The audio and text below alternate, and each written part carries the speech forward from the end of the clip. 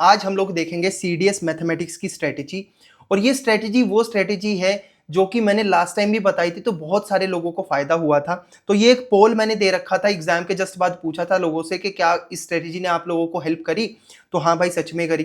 तो इस बार भी मेरा ये धर्म बन गया था कि मैं आपको ये स्ट्रेटेजी बता दूं, क्योंकि ये जो भी चीजें हैं ना तो आपको किसी किताब के अंदर मिलेगी, ना ही किसी दूसरी और वीडियोस के अंदर मिलेगी। ये वो स्ट्रेटेजी है जो मैंने अपने एग्जाम के अंदर अप्लाई करके देखी, अपने एक्सपीरियंस के ऊपर सीखी और एग्जाम में अप्लाई करते गया, तो मेरे मार्क्स भी स्कोर होते गए, अच्छा रिजल्ट मेरे को मिलता गया। तो भाई मैक्सिमम लोग जो फेल होते हैं ना, सिर्फ इन्हीं गलतियों को करने की वजह से ही फेल होते हैं। तो सबसे पहले तो क्वेश्चन यही उठता है कि हाँ भाई, कैसे प्रिपेयर करना है इस सब्जेक्ट को, क्योंकि प्रिपरेशन नहीं करोगे तो भाई कोई भी तुक्का लगा लो, कोई भी ज्ञानबाजी झाड़ लो पेपर के अंदर, पेपर तो नहीं होने वाला। तो सबसे पहले आपको जाना है यूट्यूब के ऊपर और वहां से कवर करने हैं अपने बेसिक सब्जेक्ट। देखो बेसिक सब्जेक्ट जो होंगे ना, जितना क्लियर आपका बेस होगा, जितनी क्लियर आपकी अंडरस्टैंडिंग होगी, किसी भी तरह का क्वेश्चन आ जाए आपको टेंशन नहीं होगी। तो उसके लिए भी आपको यूट्यूब पे इतने सारे टीचर हैं, A B C D X Y Z, इतने सारे टीचर हैं।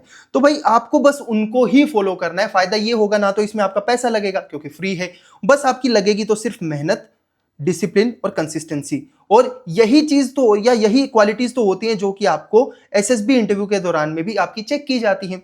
अब देखो इसके बाद में जब आपका बेस क्लियर हो गया, फिर बढ़ना है आपको एडवांस मैथमेटिक्स की तरफ, जिसमें आपको ज्यादा से ज्यादा सीडीएस के पीवाईक्यू सॉल्व करने। अगर बुक खरीदने के भी पैसे नहीं है ना तो टेंशन मत लो, आपको डायरेक्टली सीडीएस की जो यूपीएससी की जो ऑफिशियल वेबसाइट होती है वहां पे जाओ, सीडीएस के पीवाईक्यूज डाउनलोड करो, सेट के सेट मिल जाएंगे और वहां से सॉल्व करना शुरू करो। जितनी प्रैक्टिस करोगे, मैथमेटिक्स का तो ये खेल होता है कि practice makes a person perfect, man और वीमेन की यहां पे बात नहीं हो रही। तो जितना प्रैक्टिस करोगे उतना ज्यादा अच्छा है। अच्छा एक चीज बताता हूं, मैक्सिमम लोगों के साथ में इश्यूज कहां पे आते हैं? इश्यूज आते हैं, कुछ मिस्टेक करते हैं वो बार बार। सबसे पहले तो वो प्रैक्टिस नहीं करते, क्योंकि प्रैक्टिस अगर नहीं करेंगे तो भाई पेपर तो है ना, आपको दिमाग में कितना अच्छा है, आपने नोटबुक के अंदर कितने अच्छे नोट्स बना रखे हैं, आपने किस कोचिंग एकेडमी से पढ़ा है, फर्क नहीं पड़ता यार। एग्जामिनर को फर्क इस चीज से पड़ेगा कि पेपर में आपने क्या लिखा है, क्योंकि ना तो वो आपके मामा का लड़का है ना मेरी बुआ के लड़का है। तो भाई फर्क उसको किस चीज से पड़ेगा कि आपने पेपर के अंदर क्या नॉलेज अप्लाई की है।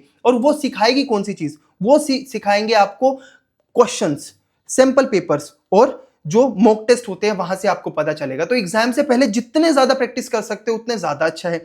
दूसरा प्रॉब्लम ये होती है, हमें आता रहता है पेपर, आता होता है, लेकिन सबसे बड़ी दिक्कत क्या है कि हमें टाइम मैनेजमेंट नहीं पता। एक क्वेश्चन के ऊपर तो हम 25 मिनट लगा देंगे और बाकी का हमारा पेपर है ना, पूरे पेपर में हम 20 क्वेश्चन तक भी सॉल्व नहीं कर पाते, बड़ी दिक्कत है।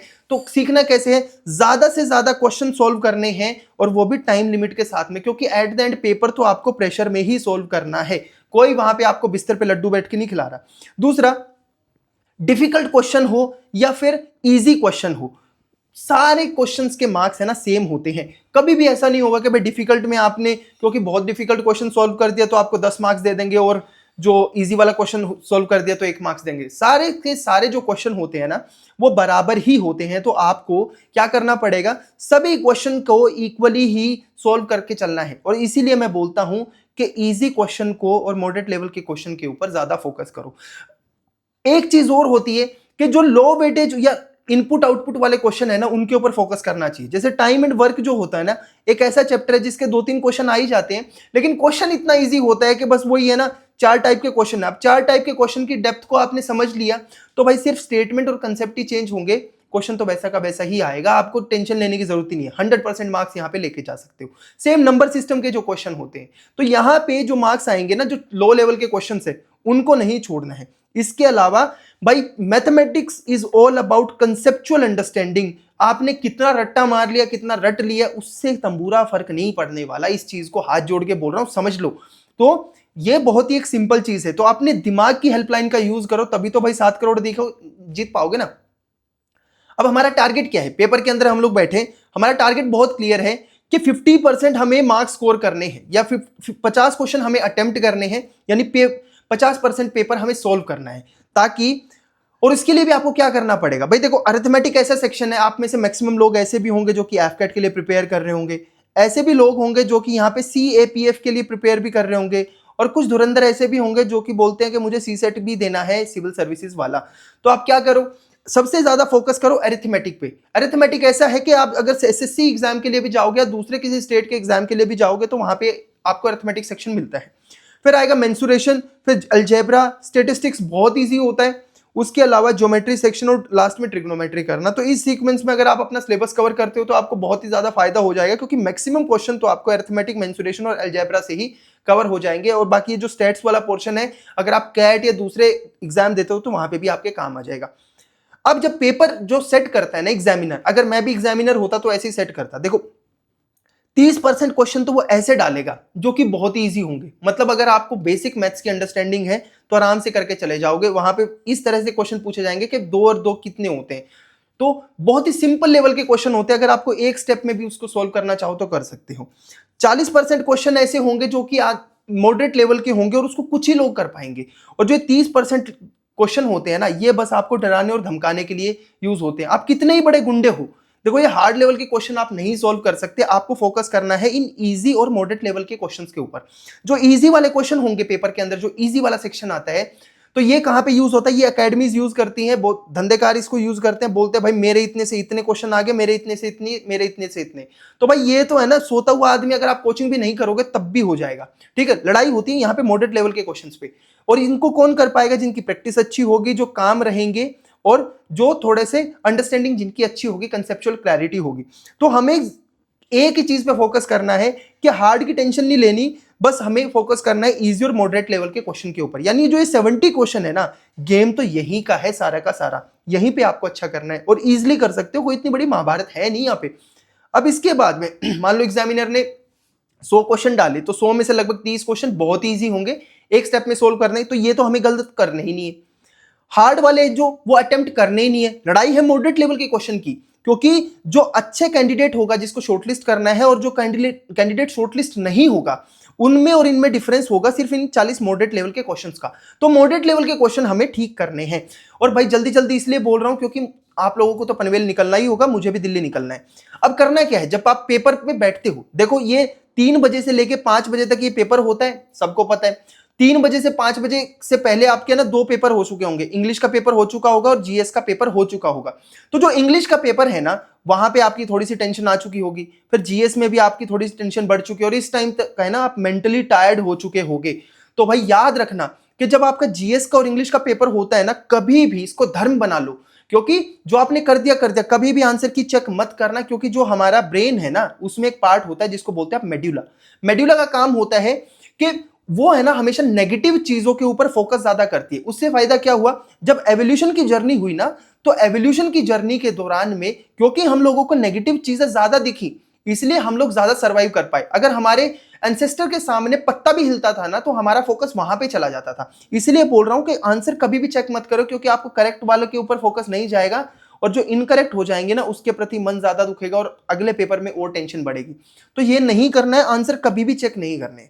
दूसरा, आपको पेपर को देखते ही स्माइल करना है। देखो स्माइल, अगर हंसी भी नहीं आ रही, मैं बोल रहा हूं हंसी भी नहीं आ रही तो स्माइल करो, क्योंकि भाई सच बता रहा हूं, जब वो डोपामिन रिलीज होता है ना, तो आपकी एफिशिएंसी बूस्ट होती है। और ये कॉग्निटिव साइकोलॉजी में प्रूवन है। जब आप स्माइल करते हो ना, एक वो 3 इडियट्स में कहावत थी कि ऑल इज वेल, तो वो क्यों बोला गया, क्योंकि जब आपका डोपामिन रिलीज होता है तो एफिशिएंसी भी बढ़ती है, दिमाग आपका ज्यादा साथ देता है।